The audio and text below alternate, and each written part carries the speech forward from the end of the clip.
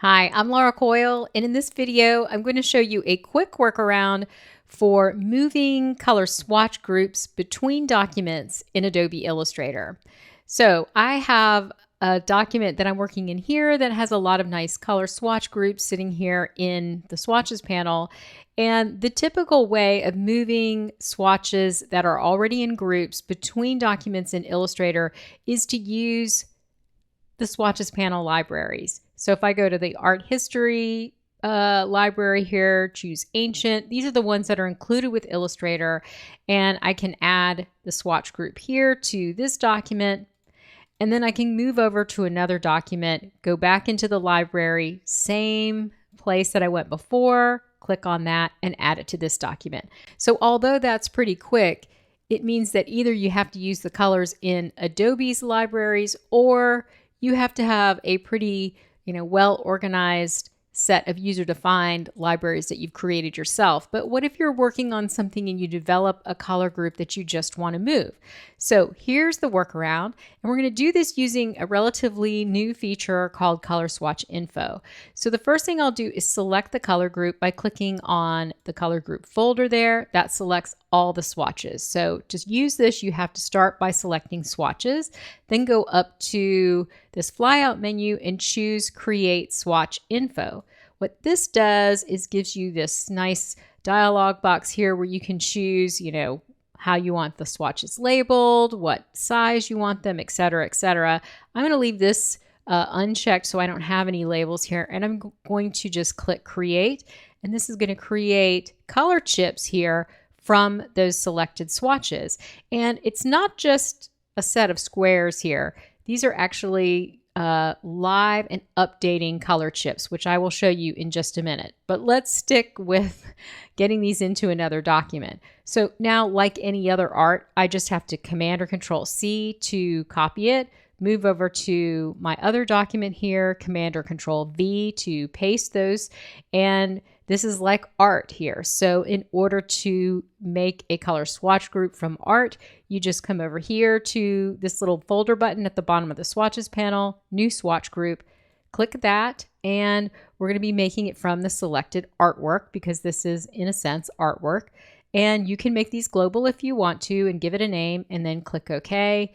And now we've moved our swatches. So without the explanation, you can see it goes pretty quickly. So you just, to begin, select your group, come over here, choose Create Swatch Info, click Create, select that set there, Command or Control C, Command or Control V to paste it in a new document. It puts it right over the original there.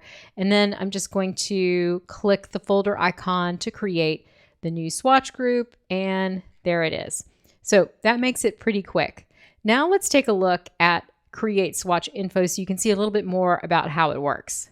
And like I said, this is kind of a special object with sort of special powers. So if I select it here and go up to the upper left corner, we can see this is called Swatches Info. It's not a group or anything like that.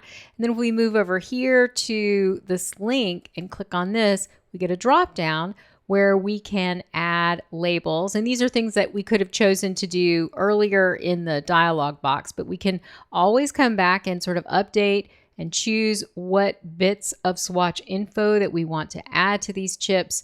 You can also show the color name. So if you've given it a special name, here I just have the regular RGB names, and there's some other options as well.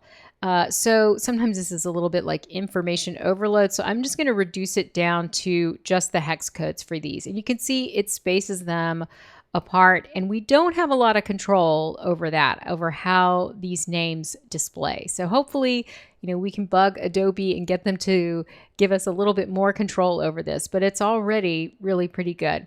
Another thing that we have in the options over here is the number of rows. So I can turn this into, let's say, 2 rows, and now, it's more compact like that. So if you want to see all these options on your top control bar and you don't have the control bar open, go to the window menu and choose Control here. And you can see these in the Properties panel as well. So what's interesting about this is live and updating, as you saw, and it's created a new layer for us. So if we go over here to the layers panel, we can see we have a swatch info layer, and this is where our every time we generate one of these objects, it's going to appear on this layer. And when I moved it over to the other document, we can see here, there's this swatch info layer here as well. All right, let's go back here and take a look at how we can make this really updating by creating swatch info that we attach to global swatches. So I'm going to go ahead and just move this out of the way here. And before we were looking at color groups, but we can just make them from any old swatches that we have here on the panel. So I'm going to make a swatch info set here from these swatches, but the first thing that I want to do is make them global because that's going to give these extra superpowers here. So let me come and select this one, and I'll come over here to this green one, holding Shift, and now I've got that whole little row of swatches there.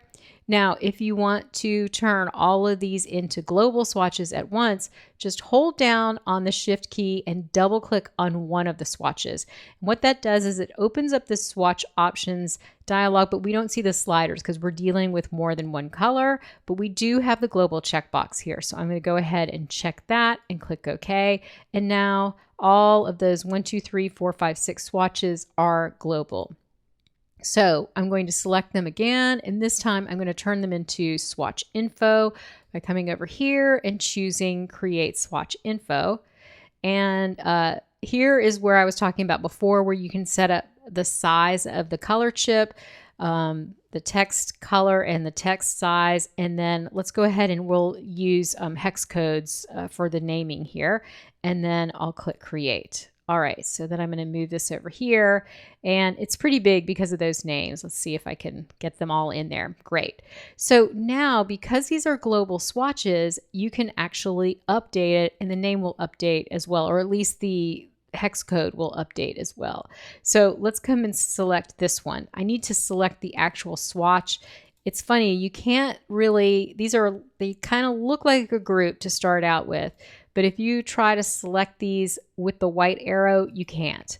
And that must be a function of, just the fact that they're a special kind of object here. So I'm going to come over to the swatch that I want to change.